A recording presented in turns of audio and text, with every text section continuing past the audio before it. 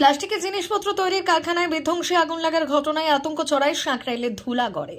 স্থানীয় সূত্রে জানা গেছে, শুক্রবার বিকেল 4টে নাগাদ ওই প্লাস্টিকের কারখানার ভেতর থেকে ধোঁয়া বের হতে দেখে শ্রমিকরা। গোটা এলাকা কালো ধোঁয়ায় ঢেকে যায়। কারখানায় দাহ্য পদার্থ মজুদ থাকায় চোখের নিমেষে গোটা কারখানা আগুনের গ্রাসে চলে যায়।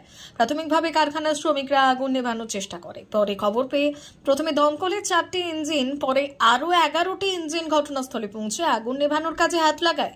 কি কারণে আগুন লেগেছে দমকল খতিয়ে দেখছে। আগুনে ক্ষয়ক্ষতির পরিমাণ জানা যায়নি।